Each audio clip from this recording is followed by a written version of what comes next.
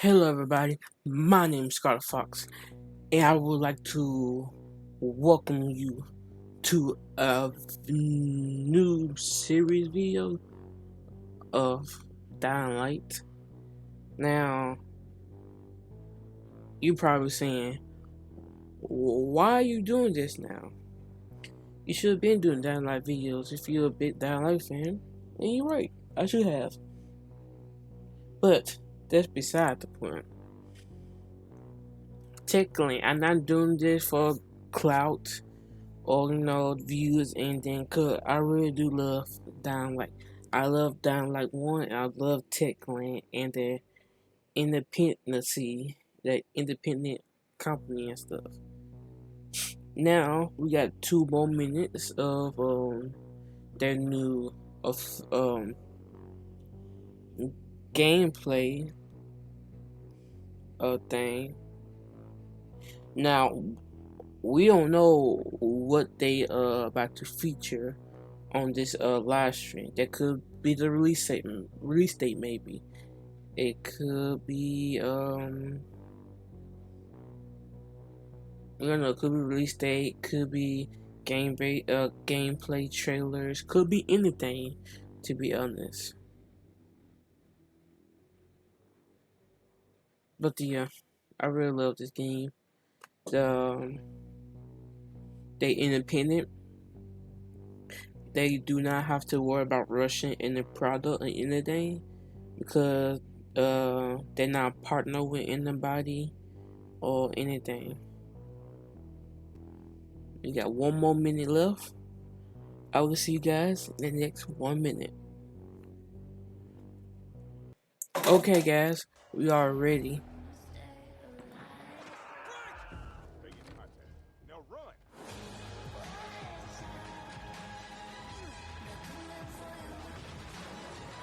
Hello, guys.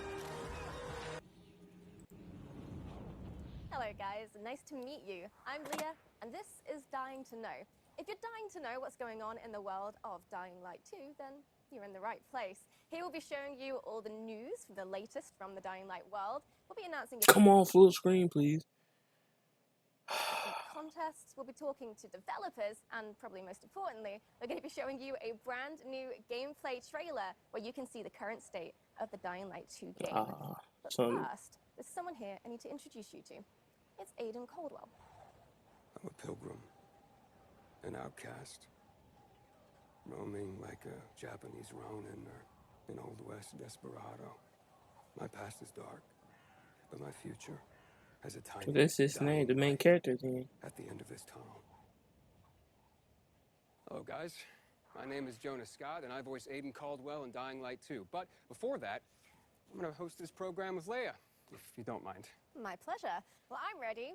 Jonah's definitely ready, and I hope you're ready. So if you're dying to know, just like us, then stick with us. The story told in Dying Light 2 occurs 20 years after the events of the first game. And wondering what happened in those intervening 20 years? Well, there's no better person to ask than the Dying Light 2 world director, Thomas Gabau, with who I'll be talking in just a moment. And after that, I'll be speaking with Pietro Gemenic, the narrative director of the game, about the characters that appear in Dying Light 2. Yeah, Thomas Cambridge, love his Welcome name to the is. show, Thomas. So the first question I have for you today is, do I need to have played Dying Light 1 to sort of understand what's happening in Dying Light 2? No, actually, you don't.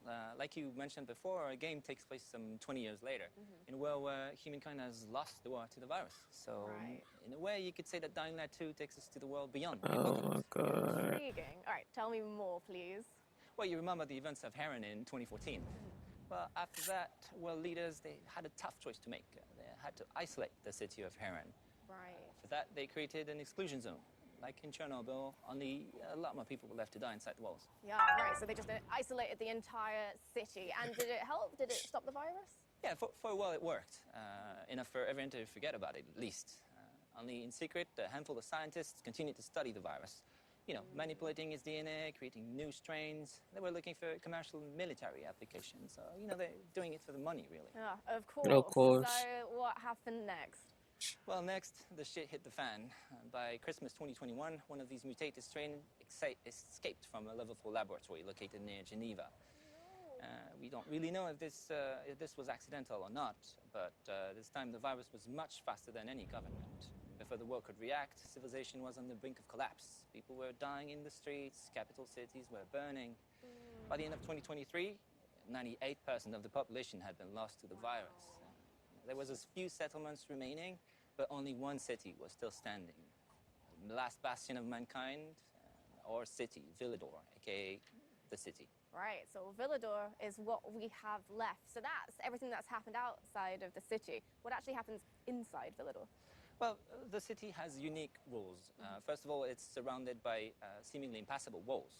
And inside the walls, the people decided to use a radical new weapon against the infection, which actually gave them the upper hand in the first stages of the pandemic, but it also created terrifying new monster archetypes. 15 years on, a new equilibrium sort of emerged in the city. By daylight, human factions fight to control the city, and at night, the streets become the realm of these bloodthirsty, infected monsters. Great. Well, that is extremely interesting. Thank you very much, Thomas. And we'll be hearing more about the vibrant and fantastic city soon, I hope. But first, I think we need to hear a little bit more about the characters.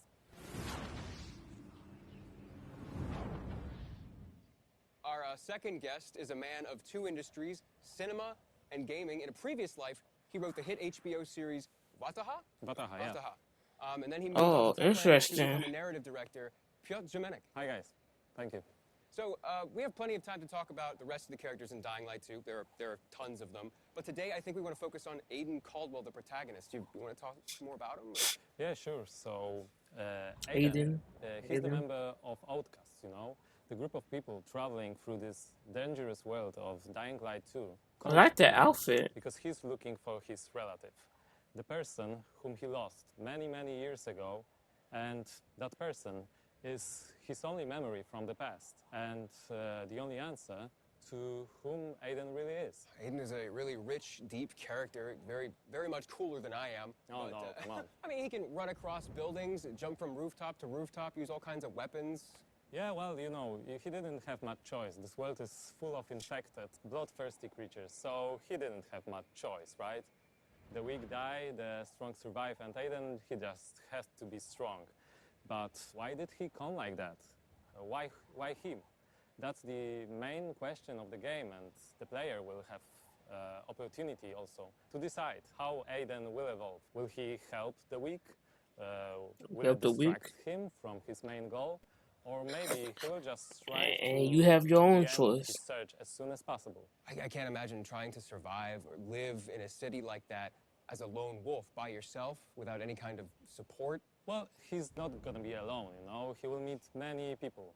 But again, depending on the player choices. Some of them will become his allies, but some of them will become his enemies. One of the group he will encounter are the Night Runners, the former special force officers who were sick of the army's cynicism and lack of concern for common people.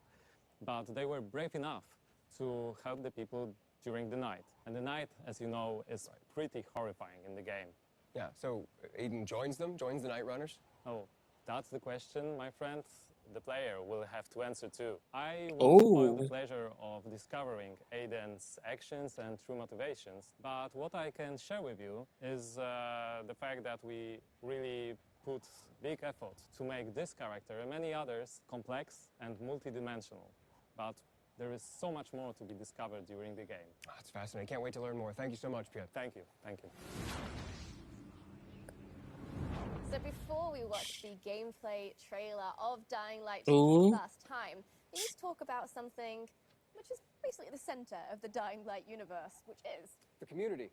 Over the past few years, Dying Light has amassed over 23 million players and a 95% positive review rating on Steam. which in Steam Yeah. is overwhelmingly positive. So bravo. Yeah, we'd like to take a few seconds and thank you guys. Thank you all for being on this journey with us. Thank you for sharing your love with others of Dying Light. And thank you for these great moments spent together. Dying Light 1 has some amazingly creative fans, which is fantastic, pardon the pun, because we're going to be starting a brand new contest which will combine your love of Dying Light with that same creativity. With the release date of Dying Light 2 drawing ever closer, we'd like to It's extend our close. hand and invite you to make the community a little bit bigger. If you find yourself skilled in the ways of visual arts, writing, or costumes and cosplay, please join the Dying Light universe. So check out dyinglightgame.com/contest, and if you win, there's a fantastic monetary prize on the line. But also, there's some other great rewards you could be in with a chance with winning as well. Like a Platinum Edition of Dying Light. Look at this. This is the finest edition of Dying Light ever made. This is the Platinum Edition of Dying Light. This has every bit of content ever released for Dying Light in one place. It's massive. I mean, look at it. For those of you who haven't experienced Dying Light yet, we are introducing Dying Light 1 Platinum Edition. It's the biggest and most complete edition to have ever existed. And we're offering it to you now at an historically low price. All the content, lowest price. It's literally no better time to buy than now, and you can get it on Steam, Xbox, and PlayStation. Get your Platinum Edition of Dying Light now. This is the best offer, like, ever. I guess we don't have time to go over everything that's in the Platinum Edition, but it is everything. This is how it looks. Oh, that's a lot.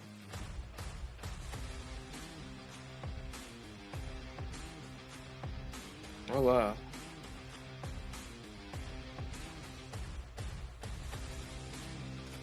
It does have everything.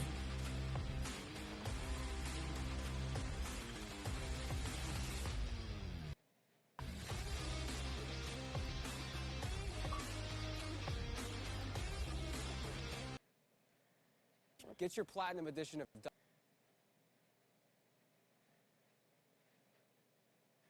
I guess I have to turn the quality up.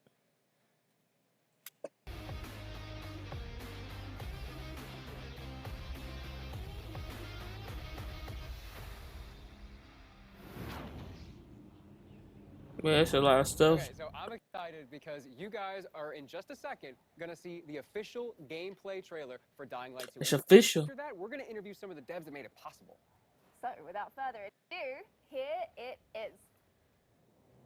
Hey everyone, we've been quiet for some time, since like the rest of the world, we had some unforeseen hurdles to clear. But the wait is over. Let's dive into the open world of Dying Light 2.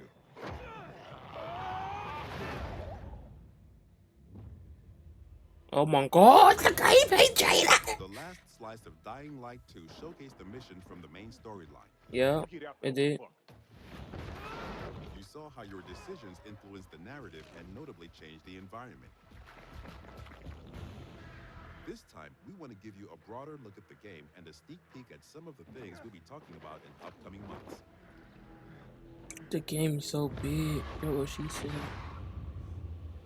In Dying Light 2, you become Aiden Caldwell, an outsider trying to unravel a tangled mystery from his past. Its trail leads him to the city, probably the last bastion of mankind in the world. Shit!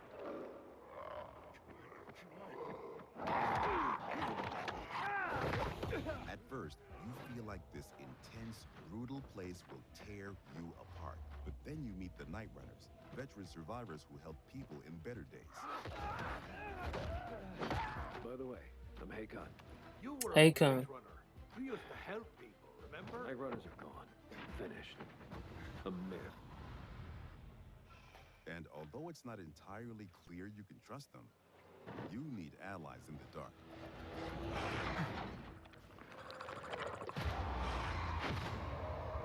Oh my god. And So these are the modern Dark Ages. the dark Years since the Empire and the is world gonna has be changed. like the scared and down like Civilization one. has fallen, but a When it new comes one dark has been time, gonna built be on its ashes. scary. People fight desperately for scarce resources. Rules are broken, and weakness is punished. She's innocent. Three Oh my factions god. struggle for position in the city. Survivors pride themselves on being able to adapt to any circumstances and cobble together safe zones almost everywhere. Peacekeepers, loyal soldiers who want to impose their version of law and order and trample all in their path. Renegades, ex-prisoners serving their ruthless colonel, seeking to become sole rulers of the city. The ex-prisoners. Ease. Wolves. Make him talk. Use these factions to reach your goal. Help or harm them to reshape the city to your liking. Just remember, each faction contains complex characters. Nosy Parker, ain't ya? Got some kind of bad habit of yours? So, will you follow cold calculation or your heart? The Bazaar needs good people. Help us and you'll find a home here. Some in the city offer no chance for an alliance. Bandits, outlaws, and common thugs live only to plunder and kill, plunging the streets into chaos. So that'd be the Yet, common enemy. nightfall scares all of them equally.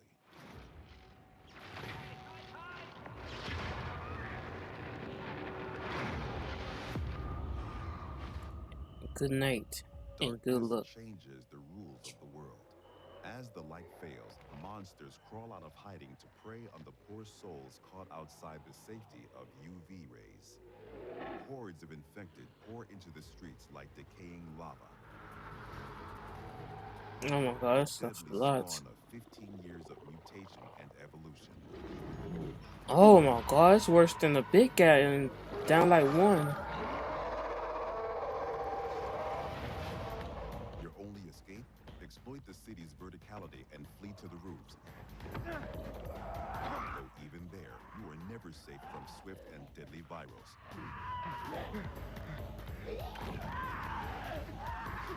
Oh, this is bad. So, oh god. Yet night brings opportunity as well.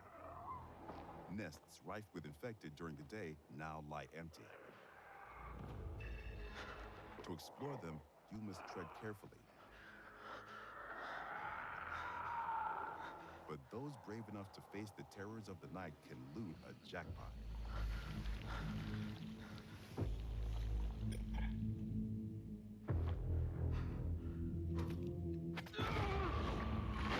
Master the art of survival. I wonder how like the skill. Luckily, you have all the tools you need to survive. Ah, what we do? Your extraordinary parkour skills allow you to navigate even the most treacherous terrain.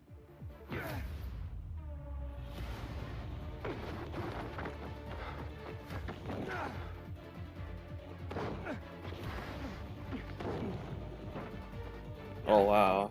You can count on your parkour acrobatics to save your life. But often, you'll have to face your enemies head on. And then you have to be smart, resourceful, and determined. We've worked hard on the essence of our combat, making sure swinging a big, meaty weapon is fun, satisfying, and well executed. But even the most brutal fights can be tactical as well. You have multiple ways to hone your skills toward the gameplay style that suits you best. It's up to you. Oh my god, these attacks are freaking amazing. The animation and stuff. They really did work on the comeback style of this game. The ability you learn can be a game changer and possibly a new favorite move. Things move fast and quick in Dying Light 2. Each moment matters. Each move could mean triumph or defeat. Choose your actions and friends carefully. Everything you do in the city can reshape the gameplay environment, change the course of the narrative, and decide the fate of the city's residents. Oh my god! But most importantly, you decide your own fate as well. You're about to turn. Make sure to stay human.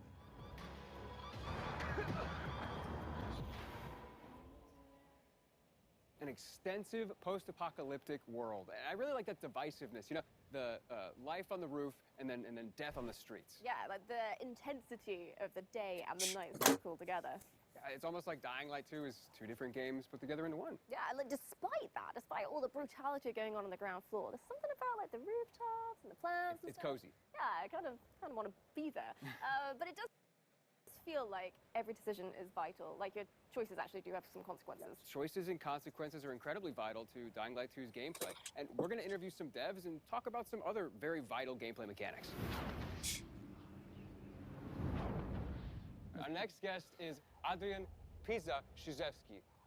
I cannot pronounce that Welcome. And that name. gameplay looked awesome. I know we can't wait to get our hands on it, but congrats. Yeah, for sure. It looks like you guys have a very unique world and a very unique game. Where y'all get your inspiration from? Oh, that was a research. We did a deep dive into the history of our world, and we found repetitive patterns. We found that people use the same behaviors in the past after the fall of civilization or after the fall of the nation that's supposed to be a backbone of our world. So our approach was super simple. We just copycat those behaviors and attitudes and show you how our world would look like after the fall. However, it's kind of obvious that the main reason that civilization fall is virus pandemic or eventually the economical collapse. Yeah, that's basically obvious thing. But it's even darker if you connect those things with the research we did at the beginning of the production. So people will question everything. They're gonna blame everything and everyone that's supposed to guide us in our lives every day. So they're gonna blame governments, they're gonna blame law, they're gonna blame science, or even religion. Some people might ask themselves that where was God when it happened to us, basically, you know? So I feel that all of those things together creates the sensation that it's a giant step backward for our civilization. So, Dying Light 2 has a subtitle, Stay Human. What does that mean? Well, it's super hard to remember those values that makes us human, so like compassion or support. So the entire fall, those dark times we have is a big test for everyone. And I think it's even harder test because to stay human, people would sacrifice what's the most important for them or sometimes risk their lives. Wow, so that's like really intense. And there's like the obvious like double meaning to it, which is what I was thinking. Stay human, don't become a zombie. Yeah, but one disclaimer, those are not zombies. You know, those are infected people that turn to be a monster. They're just crossing a line, you know, and they're turning to be a monster. Yep, they ain't Because in zombies, we they all are infected. Yeah, we all wearing this biomarker, you know it, and you're wearing this, I'm wearing this. That's a watch actually, but you know that, you know. So that's the thing. So the challenge is to not cross this line at all costs. So that's the biggest challenge of staying human in this meaning. I see, yeah, not zombies. Not zombies. Not zombies at all. People have crossed the line. All right, well, fascinating. Thank you so much, Adrian. We're definitely going to be hearing from you again soon. Yeah, thank you so much. Dying to know. We have with us Katarzyna Tarnacka, the environmental art director. Hi. And we have game designer Michał Duzak. Hello. So, choices and consequences. The player has to make a choice, and they have to experience or endure the consequences. What does that mean? Basically, the whole system of choice and consequences is really, really complex. I would say the best way to describe it is that player is making the decisions based on 3 layers. First one are the choices that you do during the main story missions. And those big changes actually can change the whole game or even how the story ends. The second layer are choices that you do while quests. And those choices can actually influence the mission itself. And the last one, the last layer, is so-called city alignment system. And I, as an open-world game designer, would like to focus on. Please do, go on. All right, so water and electricity are basically a key to survive in every world. By restoring it, player can not only unlock the water or electricity in the area, but he can also, based on his decision, assign it to one of the factions, which will influence how the district looks like or who's going to live inside of it. But it also, what is pretty more important for a player, unlock new tools for him, like unique tools for each factions, like car traps, zip lines, or trampoline. The player can use in exploration to deal with bandits or infected, or simply to move faster through the city. So basically, based on your choices, you shape the game environment, which gives you a different experience every time you start a new game. And what is worth mentioning here that Dying Light 2 is playable up to 4 co-op players. So you can host the game or join other players and see how their choices came up differently to your own. Interesting. It is interesting, I'm not gonna lie. Night versus day. How does the gameplay differ from the night and the day? Well, the short answer is that day is for humans and night is for the monsters. To describe it a little bit better, I would say that during the day, humans, factions, bandits, or survivors scavenging the city and searching for some scraps or someone who might have them. And this is the best time for a player to explore the city, meet its citizens, learn their stories, day-to-day agenda, or even simply help them in a quest or open world activities to Oh, survive look, there those goes Nick. dark ages. He look And Nick. that sounds quite pleasant, but I'm guessing night changes everything. Exactly, exactly. During the night, all the infected get out of the buildings. And compared to the Dying Light 1, the night is going to be even more intense this time. Intense in terms of the amount of enemies, the new types, and new, more aggressive behaviors. And what is important, this time night can mean also opportunity. An opportunity for the players who are courage and skilled enough to use the fact that all the infected are outside and buildings are accessible to explore them and search for the most valuable loot in the game. Katarzyna, you're responsible for the post-apocalyptic look of the city.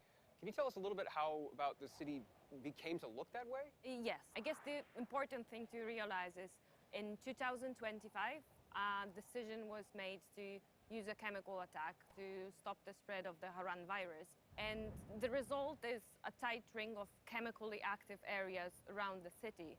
Some of the chemicals have gotten into the groundwater and spread under the surface, killing every living plant and every living thing in its reach. What it means for the city is that the street levels are virtually dead. The soil is unable to sustain any life, any plant, and the street level is a domain of the monsters, just decaying in every aspect. Wow, so it sounds like there's just no healthy organic life down there at all. Not really. The survival on the street level is pretty tough, so the common people are just visitors there, but the life prevailed. It moved up to the rooftops, and this is where the plants are flourishing. You heard that in the background? I heard yelling in the background, bro. Post-apocalyptic landscape, and this is where people build and develop the new world of Dying Light 2. Electricity producing windmills and save zones for the player. And in a way, in a metaphorical sense, the rooftops are the new default ground floor, the level 0, and trip to the streets is, in a way, a trip underground, a -1 of sorts, just a corpse of a lost civilization. I get what she's saying. The roof is the main ground. I can't imagine being a It's citizen like living in that city, let alone being the a main player. ground, and the How challenging streets that's going to be. Yeah, are and like hold that crust. thought. Thank you very much for joining us today, but it's now time to introduce our next guests. Dying to know. With us now are Bartosz and Peter. And guys, I have one question about the open world in Dying Light 2. How big is it? It's pretty big. We know that. Can you tell us a little bit more? Yes, of course. The map in Dying Light 2 is divided into 2 huge regions and several zones. Okay. There are plenty leftovers from the lost civilization for you to scavenge. But we didn't want our players to perceive the map only horizontally, so we see the map as a multi-level 3D world that supports your traversal and helps you solve parkour puzzles. Yes, in-house we call it multi-layer open world exploration.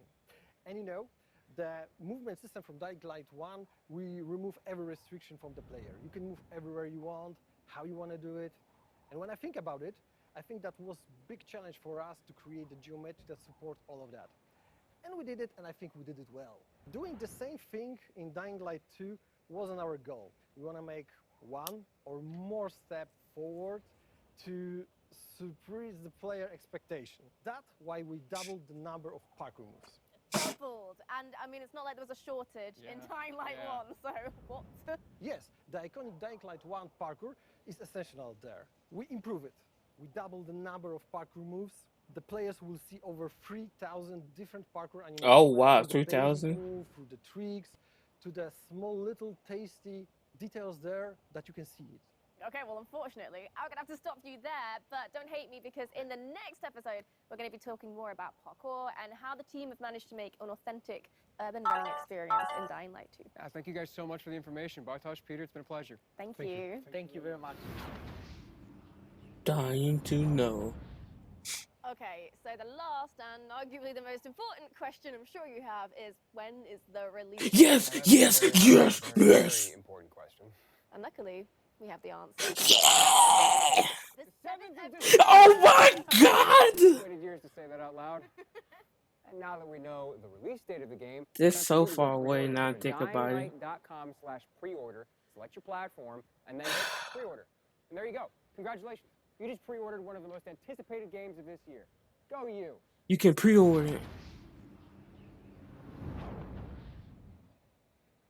Oh, wow. I want one. Well, I've got good news for you then, because this official figurine is part of the collector's edition of Dying Light 2, and you can get one for yourself if you want. We'll leave like a proper unboxing of the whole set to the professionals, but we do have it all in front of us right now, so it'd be rude not to take a look. You get, in the collector's edition, a concept art book full of stunning artwork from the game. You get this steel book, which will have your game inside it, of course. And you get this interesting little sort of UV flashlight. So, yeah. Cool. It looks like there's all sorts of vanity elements in here, too, like some legendary skin packs, as well as all sorts of digital elements. For more information on these digital elements, please visit the pre-order website. I want this. And I want Dying Light 2. Kind of thought you'd say that. But if you're feeling the same way, then I've got good news, because you can pre-order the collector's edition. However, it is very, very limited, so you'll have to be very quick. Rest assured, there will be plenty of the standard edition for your standard gamer, but if you're into special editions, there is a deluxe edition of Dying Light 2 with a steel book, legendary pack, and a digital soundtrack, and much, much more. So to summarize, that's 3 different editions that you can buy depending on what you're after. And if you just can't wait until release to get immersed in the world of Dying Light 2, then why don't you go check out the Techland Gamers and Goodies website for more info. Yeah, this is a program for all gamers, whether or not you want updates on Dying Light 2 with the news, or you want Dying Light 2 items in Dying Light 1. Everyone's going to find something they like there. Yep, and this is just an initial offering as well. Check back later for even more. Oh my god, this is the best thing ever, bro. I'm finna cry. I'm finna cry my butt off. That's it. Don't forget to pre-order the game and take part in our contest. I'm finna pre-order the game. I'm pre-ordering this game, man. I'm pre-ordering this game. The topic of the next episode. Thank you for watching, and stay safe out there. Bye. See ya. Stay human.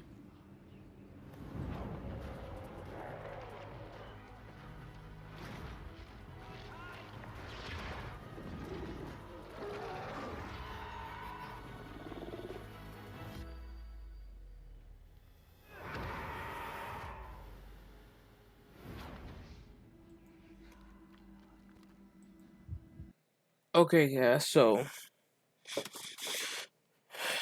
that was the best, man. Like, honestly, what I feel about this, you may be asking. I'm so excited. Pretty upset that it's only the game come out in December, but it is understandable. It really is understandable. Now, they had like, you know, give us a lot of things, a lot of ideas of how the game gonna be, how the night cycle gonna be, how, you know, the ground is the affected turf and stuff like that, the player choice. And usually in some games, you really don't have, like, you know, that many games that have player choices. And this, I'm telling you, this game is gonna be unique and good.